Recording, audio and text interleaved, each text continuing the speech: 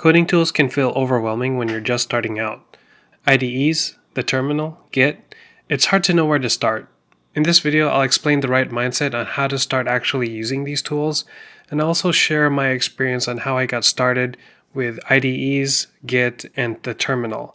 And hopefully by showing you how I got started, it can help you get started as well. So my name's Henrik, and I'm here to help you learn the foundations of software development, so let's get started. Every developer has had their own beginner struggles when it came to using these tools. Maybe you're overwhelmed with too many options. For example, there's so many different IDEs. There's Visual Studio Code, there's Visual Studio, and what's the difference between those two? And then there's Eclipse, and there's all these other IDEs that you could be using. So how do you know which one to use? And so you can get overwhelmed from that. Or maybe you're scared of doing something wrong. I know a lot of times when we look up terminal commands, they look like gibberish, and then you're scared that you might be running these terminal commands in the wrong order, in the wrong sequence, and then you might actually mess up your computer files. Or maybe you're learning Git, and then you're looking all these terminal commands for Git, and all of these Git commands, and then maybe you're scared that you might actually do some damage to your branch or mess up your code base somehow, or your repository, by executing all of these commands, and you don't know what's going on. Or maybe you're looking at what other developers are doing, and maybe they're using Git, and so now you're wondering if you should start using Git, but you don't even know what Git is for, and so now you're stressed about whether or not you should be using all of these tools. For me, when I first started learning these coding tools, my beginner struggle was that everything looked so foreign to me. So for example, in this IDE, there are so many different components to this IDE. There's the problems window, there's the output window, there's the terminal window, and then there's all these buttons here, and there's some buttons up here, and then there's these options over here. There's this file explorer, and then this search, and then some settings. The settings becomes very complicated, and then there's a lot of extensions in here, and my main struggle was just knowing where to start. I just needed guidance from someone who was more experienced than me to show me where to start and show me what are the essentials. So the key tip for you as you're learning these coding tools is that you don't need to learn everything about the coding tool before you start using it. Just start using only the functionalities that you need, only focus on the tools that you need, and then as you get comfortable with those tools and as you start using them, you can start building your skill set with those coding tools and then start doing more advanced things as you get more advanced in your software development journey. Now with that said, I'm going to show you how I actually got started with using the terminal, with Git, and with IDEs. Okay, so here's terminal, and one of the first commands that I learned in terminal is ls. So what ls does is it just shows you all of the directories, all of the folders, and the files in your current directory. So when you open up terminal, you open up to what is called the home directory, and then you can see all of the directories inside your home directory by doing ls. And then you can see all of these are all folders in your directory, and then I can go inside. The second command that I learned was how to go inside a directory. So we have this desktop folder or this desktop directory. So I can just go into that directory by using cd and then type in the name of the directory. And then I press enter, and then now I'm inside the desktop directory, and I can do ls again to see what's inside. There's nothing there. And then one of the other commands that I learned is mkdir, which is just to make directory. So I'm going to make a directory, we'll call it new, and then after I made that directory, we can use ls to see what's inside, and there's my directory, new, and then I can go inside my new directory using cd, and then I can go inside, so now I'm inside that directory, and then I can actually use pwd to check the path of where I'm at, so it will show me where I'm at in my file system. So if I do pwd, now it shows users Henrik, now that's my home directory, and then I went into desktop earlier when I did cd desktop, and then I did cd new. When I did cd new, I went into this directory, and so that it just shows me where I am in my file system. And then if I want to get out of the new directory, I do cd dot dot. So dot dot is for going into the previous directory.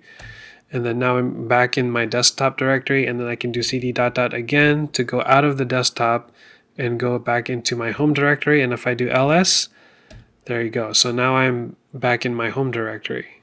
Another helpful command is to delete a directory or to delete a file, and you can delete a file using rm. So let's go into desktop, And then let's go and we can see the new directory that I made. So we can actually delete this new directory from the command line by doing rm-rf. And then I put in new, and then I can delete my directory. And if you do ls, and then now it's no longer there. And then I can actually create a new file here. Let's create a new file called newfile.txt. And touch just creates a new file, and then you can do ls, and then you can see there's my new file that I created. And if we can actually look at the contents of newfile.txt by doing cat, and then you do cat newfile.txt, and then you look inside, there's nothing inside. And then I can delete this newfile.txt by doing rm and then newfile.txt.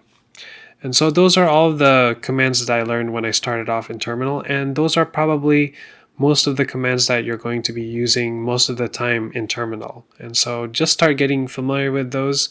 And like I mentioned earlier, just use the commands that you need to use in that moment. And don't focus so much on memorizing all of these commands. Just focus on only using the ones that you need. And as you keep using these commands that you need, you start to memorize all of these commands. Okay, now let's talk about Git. So how did I get started with Git? I only learned like 5 commands at first. And the first one was git clone, because I was working at my company and then my supervisor told me to clone our repository and start looking at it. So I had to ask my coworker to teach me how to do a git clone. And then he showed me all you have to do is you need to get the URL here. So I'm going to get this URL. So I do a git clone, and this is what my coworker taught me. So this is the first thing that I did. I did a git clone, and then I got my repository from the remote repository.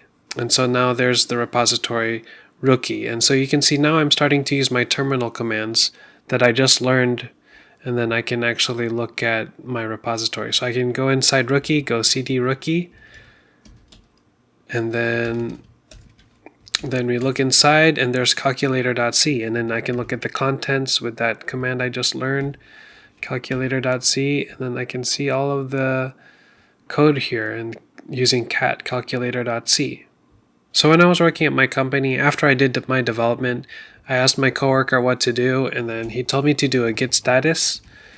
And then I can see the status of my local repository. It shows that I modified calculator.c. And then this is what he told me. These are the first commands that I learned for Git. So I just add that change that I made, add calculator.c. And then I can do a git status again, and it shows that I'm about to commit this file. And what that means is I'm about to create a commit for this file, and then I can have it in my commit history. And so it's part of the repository. So right now I'm about to commit these changes. So here I committed my change, and then I wrote a commit message, and this is just a message to explain what I did in this calculator.c. So all I did was I added a thank you message, and then I committed that change, and then now it's in my repository now. So now what my friend told me was to do git log -- one line. You don't have to do the -- one line. You can just do git log, and then you can see all of the changes that have happened in this repository. So here's the change that I just made, add a thank you message. And then my coworker told me to push the changes to the remote repository so that it would be seen in our repo, in our remote repo. So I can do git push origin, and then the branch name, and in this case my branch is main, so I'm just going to do git push origin main. And then now it's pushed to GitHub, and now we can check GitHub and see if my change is there. Okay, we just need to reload this. And there you go. So now it says add a thank you message, and I can click on this one, and then you can see the change that I just made a couple of minutes ago. So those are the only git commands that I knew for a while. I just knew how to push, I just knew how to do a git log, commit, status, git add, and then git clone. And so those are the only commands that I used for about a couple of months, and then I started to get used to them, and then my coworker started to show me more advanced tricks with Git later on. Alright, now let's talk about IDEs, and this one is not really an IDE, but it kind of works and looks like an IDE. It's called Visual Studio Code, and it's just a code editor, but it behaves like an IDE. And an IDE is an integrated development environment. And so what this does is it's a really good tool to help you with your development. So it allows you to run your code, write your code, compile your code, and it also gives you a terminal. So you can go here, you can go to view and go to terminal. And then you can see here that you can do all your terminal commands in here. So we can do ls here like we did earlier to go to desktop, ls, go to rookie, and then you can see all of our code here that we had earlier. You can do cat as well. And so all of our terminal commands that we learned, we can do it in our IDE. And so that's what's nice about the IDE. But what's really nice about the IDE, or in this case Visual Studio Code, is you can open any folder. So we can go to our desktop and then we can open this rookie folder. This is actually our repo, our repository that we just cloned from the remote repository. And so there you go. So now we have all of our files. So we have a .getignore file, we have a calculator.c file. And so you can see all of our code. And so this is what's really nice. It makes our code look pretty. And so it's easy to follow. It has nice colors in there. And so this is how you can get started with an IDE, is you can just use it just to look at your code, because it's a lot nicer to look at your code this way than it is in any other code editor or like Notepad++ or Notepad. This makes it look a lot nicer and it's easier to follow. And then you can also look at what else is in your folder. You can look at the .getignore. So this is another file that is common in code bases. So you have these two files, and then this is one of the main ways that I used my IDEs at first, is just to edit my code so I could have a nice way to look at my code. And then another thing that someone taught me was I could actually run my code in my IDE. So I could actually just go here and run the code. And then it says enter two integers, 4 and then 5. I can choose the operation. I'm going to add them together, and then it says result is 9. And then do you want to calculate again? I can say no. Goodbye, thank you. So there's that thank you message that I put in earlier. And so this is what's nice about an IDE or Visual Studio Code, is you can just write your code in here. You can run your code, and you also have access to the terminal. And you can do any other terminal commands here. Maybe we can even do our git commands here and make our changes, commit, add, push, and all of that stuff. And once you're developing your code in an IDE or in a code editor like this, you start to look like you're actually a developer. As I mentioned earlier, the key takeaway I want you to get from this video is to only focus on the tools that can actually help you. And you can only know what can actually help you if you start building your own projects and start coding yourself. And when you're coding your own projects and you're building your own code bases, then you can see how these tools fit into your workflow. And then only use those tools as they help you out. And don't worry so much about tools that aren't actually going to help you, because you're not going to really learn those tools effectively. You're only going to learn how to use effectively the tools that actually help you in building your projects and help you accomplish your main tasks in your code. Focusing on mastering a tool is the wrong focus. What you should really be focusing on is mastering your programming language and then using these tools to help you master that programming language. As you're using these tools to help you master that programming language, you start to master those tools themselves as well. So I want you to ask yourself, what's one project that you can start building this week? Or if you're already building a project, what's that one tool that you can use to start helping you build that project more efficiently? Progress in these coding tools comes in the context of building projects, not in memorizing syntax or trying to learn everything up front. If you want a structured way to practice coding tools and you're new to programming, you can download my free 30-day beginner coding challenge. It's designed for beginners to focus on tools that matter and grow naturally.